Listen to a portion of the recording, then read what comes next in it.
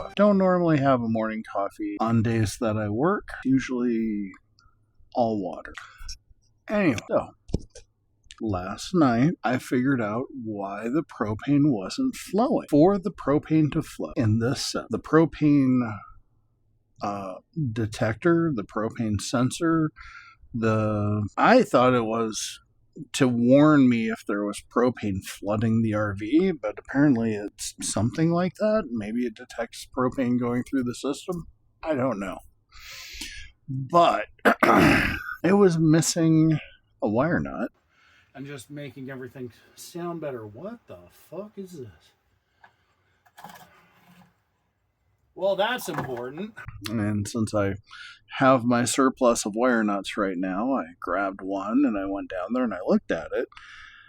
And it was kind of weird because there were two wires coming out of the propane sensor and they weren't connected to anything. They were connected to each other, but nothing else. And I found a loose blue wire and I took that loose blue wire and with the carriage battery on, I touched it to the two red wires coming out of the propane side. And it made an E sound, kind of like the profanity from that Storage Wars clips that I absolutely abused in the last video. But I figured, this sounds like it's working.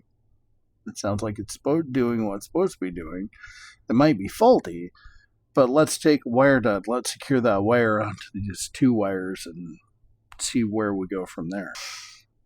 After a second, it stopped going E, and then a little green light that says propane flow or something along those lines. I don't know. I'll probably have to go down and get my face near it and read it. And I walked over to the stove. I turned it on. I let it run for a little bit with a flame next to it.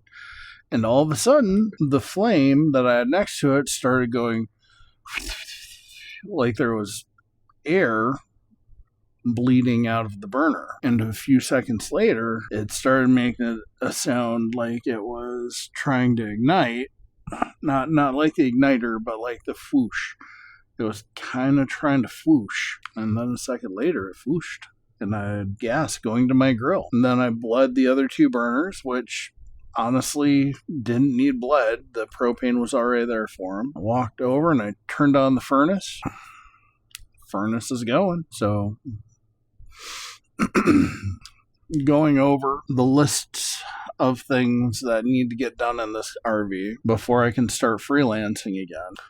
Leveling system, pop-outs, furnace, stove, all done. Things that are left. Get the fridge working, get the generator working, or replace the generator with 400 to 8,000 watts of solar panels on the top of this bus. I tried going up the ladder the other day, and I got right to the tippy top, and then the rung that my feet was on slipped. I didn't fall. I may have pooped my pants. Oh, don't shake your head too much. Oh, that's hot coffee. You're going to end up like the coffee lady from McDonald's. Granted, I can't because that wasn't overpressurized. Which, go and look in that court case. That was messed up. That poor girl, that poor lady, that poor old lady, she got messed up because at that time McDonald's was using a pressurized coffee system and it was set up wrong. And that's why McDonald's was held liable. Not like, oh, you got burnt by coffee and you're crying. No, she got third-degree burns, Mother Hubbard. She was owed that compensation. Now I'm got a red spot on my tummy because I spilled coffee on myself because I was like shaking my head too hard. So to start freelancing again, to have the time necessary to sink into that kind of venture because I need to find a way to fix this problem. Freelancing is the only way I can come up with it. So I'm going to need to rebuild my portfolio website. I actually found a number of projects that I've worked on in the past on a flash drive. So I'm going to be uploading those to GitHub after I scour them for any proprietary or company secrets or anything like that. So like pull out server addresses and passwords and usernames and stuff like that, and maybe rig up some dummy data, like stub out some data for the application to use so that people can actually like download stuff, put it on their computer, run it, or visit a website that's hosting it, do the same thing. So rebuild the portfolio and then start looking for work. And at the meantime, continue working my 9 to 5, which is more 7 to 5:30, 4 days a week. So 3 days off to work on freelance stuff. I have the evenings available. I have 4 evenings a week to work on either projects or YouTube videos or stuff like that, or getting this RV fixed up. And 3 days. Oh my god, I kicked the camera. I pierced the toast. I killed the toast. Or pierced the toast. I pierced the toast. So today, I got my Stitch mug that I bought last night because I want some coffee, and I was pretty convinced I was going to get the propane working. If I didn't get the propane working, I was going to buy like a El Cheapo Ozark Trail burner just so that I could start cooking stuff at home. But we don't need to do that. We got the propane work.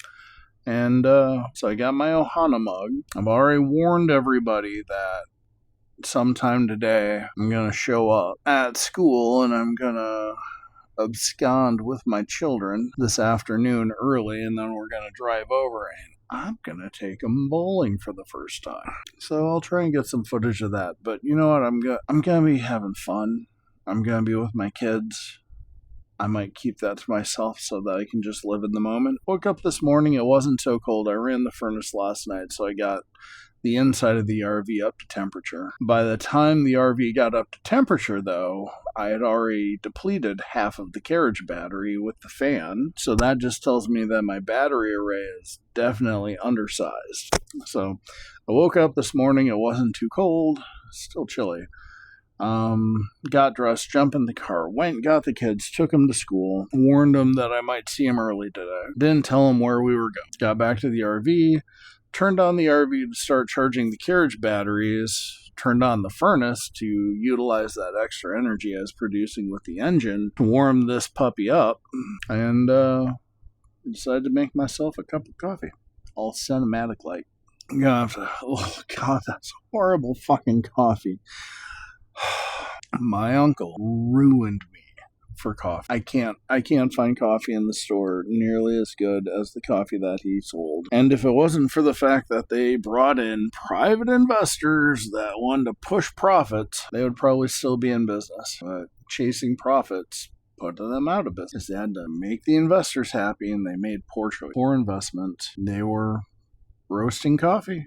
They were paying a high-quality roaster to roast the coffee for it. They were importing it from Kenya.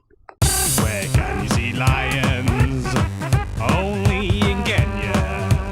Coffee farms over there. I think I might reach out to him and say, dude, I can't find good coffee anymore. It sucks that your business went under. I wonder if they signed a no-compete clause. Like, could they start over? Just start importing the beans from the family over in Kenya and start roasting them again through a third-party roaster? Be a good idea. Start making money again. Have my own branded coffee again. Actually have good coffee to drink other than this slop. Oh my god. 4 more sips and I'm going to be like, yeah, this isn't bad. So we got to sort out the power situation. I got some cool little fixtures that are coming in the mail today. They hook up to 12 volts DC. They have like a USB-A, a USB-C that delivers PD power. I don't know how it's going to deliver PD power because it looks like the cables that they connect to the electrical line with are just these pathetic little cables. How are you going to provide that much power at 12 volts DC? How many amps are you going to have to pull to get PD power? I mean, you're talking like 3 amps, 3 to 4 amps to hit the wattage that PD power requires. That's PD. I wonder if I watch that back if it's going to be backward. Either way. One of those two will work, because I think I did them opposite ways. Figure it out. I might have to flip the footage, so suddenly this thing might go whoop, whoop. Want to do the little whoop, whoop. Be kind of cool. So if when I did the finger thing, I jumped into DaVinci and then I tracked the point of my finger and I drew, actually did the Disney welcome to the Disney Channel thing. So we got stuff to do. We got doctor's appointments this week. I want to spend some time with my kids today. Have to go pick up my cat. I don't feel so bad about having a cat in here now that the furnace. Probably need to set a cat bed up on the co-pilot's chair so whenever I drive, the cat can chill out with me. Don't know how that's going. The more I think about the power situation and I look at how most modern electronics work, bringing in alternating current and then converting it to direct current, it seems like it's pointless to have alternating current in the first place, where solar's going to be bringing in direct current and the battery's got direct current and most of my devices are direct current, and I mean that's even going with televisions and stuff. So if you want a quality screen and you don't want to convert the damn thing, or you don't want to run that one damn thing on 110, get a computer mode. Their little battery converter box is outside of the device. You don't have to inject AC into the system at all. You just need to provide the correct amount, enough volts and enough amps to make that thing work. So I was looking at an El Cheapo Spectre monitor, just because, what if I break the damn thing? Make sure it's cheap. But I want to get a voltage regulator that can handle up to, say, maybe 40 amps, maybe 50 amps. 50 amps would be good. And here's the reason why. With a voltage regulator, I can make sure that the system is pulling enough juice from the battery to provide 12 volts at the required amperage. A computer monitor, the one I was looking at, the Spectre, the El Cheapo, is 32 inches, but pretty good resolution. I think it was just standard high def resolution, but I believe it did HDR and refresh rate up to 120 hertz. That only pulls 3 amps at 12 volts. I looked at the electrical conversion box, and that actually requests 12 amps from the transformer box, the brick that plugs into the monitor. That outputs 12 volts at 3 amps. So I can do that. If you've ever seen somebody Joey Does Hardware, or Joey Does Fix It, or Joey Does Electronics, or Joey Does something, awesome YouTube channel that I watch, but I can't remember the name of it. I'm sorry, Joey. I'll link it down below. The PlayStation itself appears to, and I could be wrong about this, but it appears that the only connection it has to the power supply are 2 giant metal prongs that plug into the power supply. And that accepts 12.5 volts in and then does all the step downs or the bump conversions on the motherboard itself. So that pulls 31 amps. So 31 amps plus 3 amps gives you 34 amps. You get a regulator that can handle 50 amps. I can start playing my PlayStation in here with a good quality monitor without ever having to touch AC power. Theoretically. I might be breaking some shit. I'm probably going to be buying a new PlayStation, new to me, online. On eBay, and we're gonna sacrifice that one to the experiment gods. That's a future video.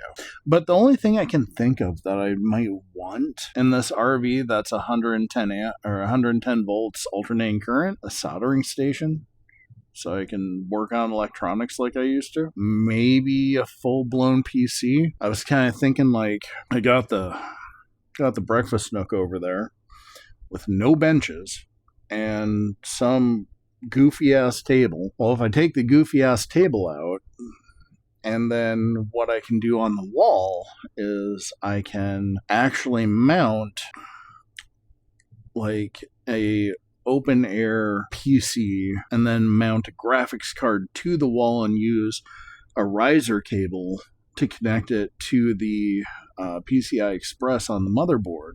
And that way, both the graphics card and the motherboard and whatever I have for a heatsink on the damn thing, that is mounted solidly in place and won't jostle around.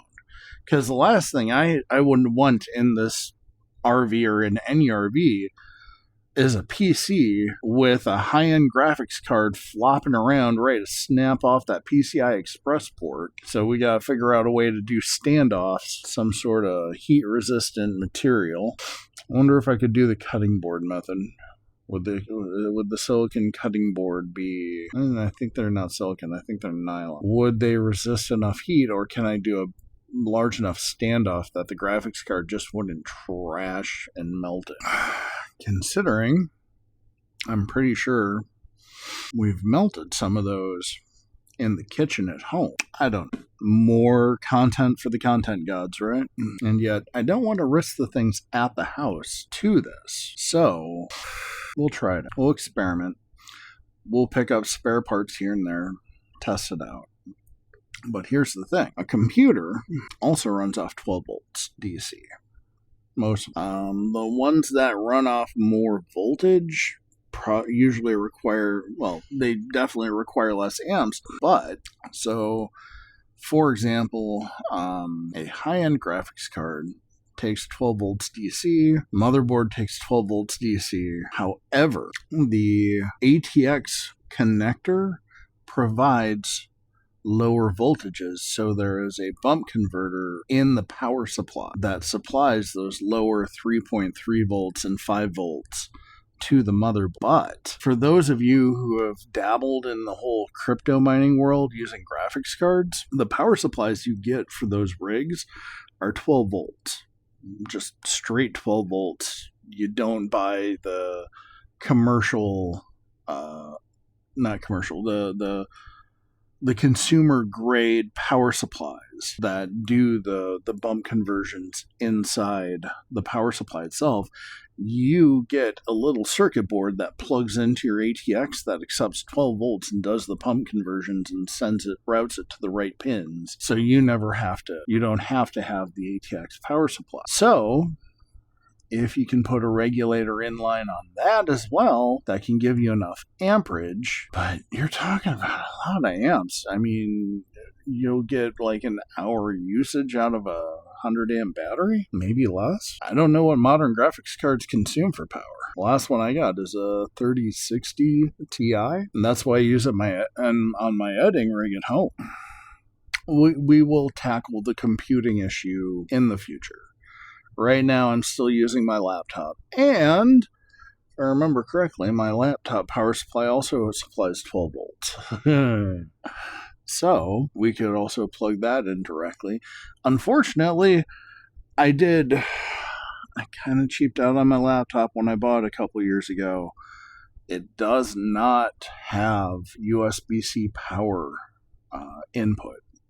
It still uses a barrel connector. So what I'm going to have to do is I'm going to have to take that barrel connector of the same size, hook it up to a much larger gauge wire, and what I'm thinking is taking some XT60 connectors for like RC cars or drones, and using those connectors and maybe putting like an inline regulator to a panel of like 5 XT60, and then just above the panel be like maximum blah blah blah amperage. Got ideas.